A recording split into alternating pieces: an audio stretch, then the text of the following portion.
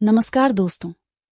आज हम बात करेंगे महात्मा बुद्ध की। महात्मा बुद्ध ने अनेक से चमत्कार किए थे तथा लोगों को बहुत सारा ज्ञान भी दिया था तथा उनका जीवन पूरा भक्ति भावना में बिता दिया तथा उनकी आज हम छोटी छोटी कुछ कहानियों की बात करेंगे जो उनके द्वारा लिखी गई है। चलो शुरू करते आम और उनके बच्चे। एक बार गौतम बुद्ध किसी उपवन में विश्राम कर रहे थे। तभी बच्चों का एक झुंड आया और पेड़ पर पत्थर मारकर आम गिराने लगा। एक पत्थर बुद्ध के सर पर लगा और उससे खून बहने लगा। बुद्ध की आंखों में आंसू आ गए। बच्चों ने देखा तो भयभीत हो गए। उन्हें लगा कि अब बुद्ध उन्हें भला बुरा कहेंगे। बच्चों ने उनके चरण पकड़ लिए और उनसे क्षमा याचना करने लगे। उनमें से एक बच्चे ने कहा, हमसे बड़ी भूल हो गई है।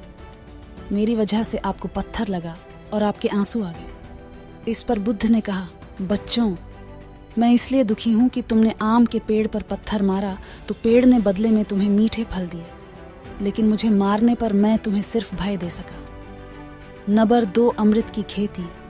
एक बार भगवान बुद्ध भिक्षा के लिए एक किसान के यहाँ पहुंचे। तथागत को भिक्षा के लिए आया देखकर किसान उपेक्षा से बोला, श्रमण में हल जोतता हूँ और तब खाता हूँ। तुम्हें भी हल जोतना और बीज बोना चाहिए और तब खाना खाना चाहिए। बुद्ध ने कहा, महाराज, मैं भी खेती ही करता हूं। इस पर किसान को जिज्ञासा हुई, बोले, गौतम, मैं न तुम्हारा हल देखता हूं, न बैल और नहीं खेती के स्थल।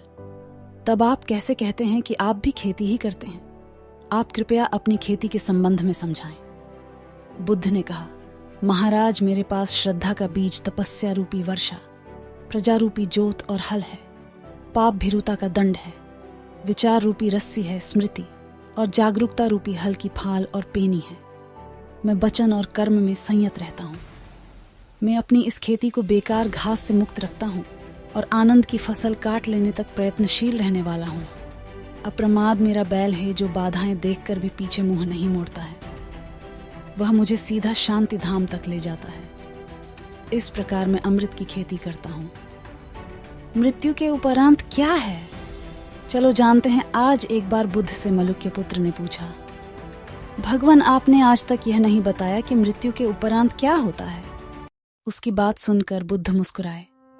फिर उन्होंने उससे पूछा, पहले मेरी एक बात का जवाब दो। अगर कोई व्यक्ति कहीं जा रहा हो और अचानक कहीं से आकर उसके शरीर में एक विषबुझा बाण घुस जाए तो उसे क्या करना चाहिए? पहले शरीर में घुसे बाण को हटाना ठीक रहेगा या फिर देखना कि बाण किधर से आया है और किसे लक्ष्य कर मारा गया है? मलुक्य पुत्र ने कहा, पहले तो शरीर में घुसे बाण को तुरंत निकालना चाहिए, अन्यथा विष पूरे शरीर में फैल जाएगा। बुद्ध ने कहा, बिल्कुल ठीक कहा तुमने। अब यह बताओ कि पहले इस जीवन के दुखों के निवारण का उपाय किया जाए या मृत्यु की बाद की बातों के बारे में सोचा जाए? मलुक्य पुत्र अब समझ चुका था और उसकी जिज्ञासा शांत हो गई। नंबर 3, बुद्ध ने कहा, सबका हित करो। एक दिन एक व्यक्ति बुद्ध के पास पहुंचा। वह बहुत अधिक तनाव में था। अनेक प्रश्न उसके दिमाग में घूम घूम कर उसे परेशान कर रहे थे। जैसे आत्मा क्या है? आदमी मृत्यु के बाद कहाँ जाता है? सृष्टि का निर्माता कौन है? स्वर्ग नरक की अवधारणा कहाँ तक सच है और ईश्वर है या नहीं? उसे इन प्रश्नों के उत्तर नहीं मिल रहे थे। जब वह बुद्ध के पास पहुंचा तो उसने देखा कि बुद्ध को कई लोग घेर कर बैठे हैं। बुद्ध उन सभी के प्रश्नों व जिज्ञासाओं का समाधान अत्यंत सहज भाव से कर रहे हैं। काफी देर तक यह क्रम चलता रहा, किंतु बुद्ध धैर्यपूर्वक हर एक को संतुष्ट करते रहे।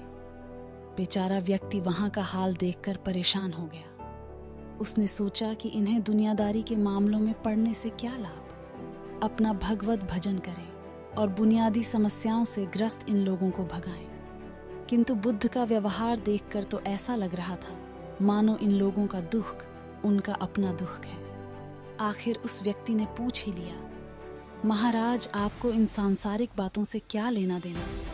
बुद्ध बोले, मैं ज्ञानी नहीं हूं और इंसान हूं। वैसे भी वह ज्ञान किस काम का जो इतना घमंडी और आत्म केंद्रित हो कि अपने अतिरिक्त दूसरे की चिंता ही न कर सके। ऐसा ज्ञान तो अज्ञान से भी बुरा है। बुद्ध की बातें सुनकर व्यक्ति की उलझन दूर हो गई। उस दिन से उसकी सोच व आचरण दोनों बदल गए। कथा का सार यह है कि ज्ञान तभी सार्थक होता है जब वह लोक कल्याण में संलग्न हो। बुद्ध ने युवक को सत्संग का महत्व समझाया। एक बार महात्मा बुद्ध एक गांव में ठहरे हुए थे। वे प्रतिदिन शाम को वहां पर सत्संग करते थे। भक्तों की भीड़ होती थी क्योंकि उनके प्रवचनों से जीवन को सही दिशा बोध प्राप्त होता था। बुद्ध की वाणी में गजब का जादू था। उनके शब्द श्रोता के दिल में उतर जाते थे। एक युवक प्रतिदिन बुद्ध का प्रवचन सुनता था। एक दिन जब प्रवचन समाप्त हो गए तो वह बुद्ध के पास गया और बोला, महाराज, मैं काफी दिनों से आपके प्रवचन सुन रहा हूं, किंतु यहां से जाने के बाद मैं अपने गृहस्थ जीवन में वैसा सदाचरण नहीं कर पाता जैसा यहां से सुनकर जाता हूं। इससे सत्संग के महत्व पर शंका भी होने लगती है। बताइए, मैं क्या करूं? बुद्ध ने युवक को बांस की एक टोकरी देते हुए उसमें पानी भरकर लाने के लिए कहा। युवक टोकरी में जल भरने में असफल रहा। बुद्ध ने यह कार्य निरंतर जारी रखने के लिए कहा। युवक प्रतिदिन टोकरी में जल भरने का प्रयास करता, किंतु सफल नहीं हो पाता। कुछ दिनों बाद बुद्ध ने उससे पूछा, इतने दिनों से टोकरी में लगातार जल डालने से क्या टोकरी में कोई फर्क नजर आया? युवक बोला, एक फर्क जरूर नजर आया है। पहले टोकरी के साथ मिट्टी जमा होती थी, अब वह साफ दिखाई देती है। कोई गंदगी नहीं दिखाई देती है और इसके छेद पहले जितने बड़े नहीं रह गए, वे बहुत छोटे हो गए हैं। तब बुद्ध ने उसे समझाया, यदि इसी तरह उसे पानी में निरंतर डालते रहोगे तो कुछ ही दिनों में ये छेद फूलकर बंद हो जाएंगे और टोकरी में पानी भर पाओगे। इसी प्रकार जो निरंतर सत्संग करते हैं उनका मन एक दिन अवश्य निर्मल हो जाता है। अवगुणों के छिद्र भरने लगते हैं और गुणों का जल भरने लगता है। युवक ने बुद्ध से अपनी समस्या का समाधान पा लिया। निरंतर सत्संग से दुर्जन भी सज्जन हो जाते हैं, क्योंकि महापुरुषों की पवित्र वाणी उनके मानसिक विकारों को दूर कर उनमें सद्विचारों का आलोक प्रसारित कर देती है। बुद्ध की शिक्षा से मेहनत सफल हुई एक आदमी को बुद्ध ने सुझाव दिया कि दूर से पानी लाते हो, क्यों नहीं अपने घर के पास एक कुआं खोद लेते? हमेशा के लिए पानी की समस्या से छुटकारा मिल जाएगा। सलाह मानकर उस आदमी ने कुआं खोदना शुरू किया, लेकिन 7-8 फीट खोदने के बाद उसे पानी तो क्या, गीली मिट्टी का भी चिन्ह नहीं मिला। उसने वह जगह छोड़कर दूसरी जगह खुदाई शुरू की, लेकिन 10 फीट खोदने के बाद भी उसमें पानी नहीं निकला। उसने फिर तीसरी जगह कुआं खोदना शुरू किया, लेकिन यहां भी उसे निराशा ही हाथ लगी। इस क्रम में उसने 8-10 फीट के 10 कुएं खोद डाले, लेकिन पानी कहीं नहीं मिला। वह निराश होकर बुद्ध के पास गया। उसने बुद्ध को बताया कि मैंने 10 कुएं खोद डाले, मगर पानी एक में भी नहीं निकला। बुद्ध को आश्चर्य हुआ। वे स्वयं चलकर उस स्थान पर आए जहां उसने 10 गड्ढे खोदे हुए थे। बुद्ध ने उन गड्ढों की गहराई देखी और सारा माजरा समझ गए। फिर वे बोले, 10 कुएं खोदने की बजाय एक कुएं में ही तुम अपना सारा परिश्रम लगाते तो पानी कब का मिल गया होता। तुम सब गड्ढों को बंद कर दो, केवल एक को गहरा करते जाओ, पानी निकल आएगा। उसने बुद्ध की बात मानकर ऐसा ही किया। परिणाम स्वरूप कुआं पूर्ण होते ही पानी निकल आया। सब ने भगवान बुद्ध की जय जयकार की। बुद्ध के ज्ञान से सेठ ने पाया, सुख एक बार धन्ना सेठ के पास 7 पुश्तों के पालन पोषण जितना धन था। उसका व्यापार चारों तरफ फैला हुआ था, किंतु फिर भी उसका मन अशांत रहता था। कभी धन की सुरक्षा की चिंता, तो कभी व्यापारिक प्रतिस्पर्धा में आगे निकलने का तनाव। चिंता और तनाव के कारण वह अस्वस्थ रहने लगा। उसके मित्र ने उसकी गिरती दशा देखी तो उसे बुद्ध के पास जाने की सलाह दी। सेठ बुद्ध के पास पहुंचा और अपनी समस्या बताई। बुद्ध ने उसे सांत्वना देते हुए कहा, तुम घबराओ मत, तुम्हारा कष्ट अवश्य दूर होगा। बस तुम यहाँ कुछ दिन रहकर ध्यान किया करो। बुद्ध के कहे अनुसार सेठ ने रोज ध्यान करना शुरू कर दिया, किंतु सेठ का मन ध्यान में नहीं लगा। वह जैसे ही ध्यान करने बैठता, उसका मन फिर अपनी दुनिया में चला जाता। उसने बुद्ध को यह बात बताई, किंतु बुद्ध ने कोई उपाय नहीं बताया।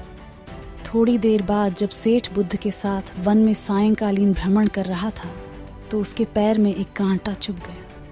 वह दर्द के मारे कराहने लगा। बुद्ध ने कहा, बेहतर होगा कि तुम जी कड़ाकर कांटे को निकाल दो, तब इस दर्द से मुक्ति मिल जाएगी। सेठ ने मन कड़ाकर कांटा निकाल दिया। उसे चैन मिल गया। तब बुद्ध ने उसे समझाया, ऐसे ही लोभ, मोह, क्रोध, घमंड व द्वेष के कांटे तुम्हारे मन में गड़े हैं।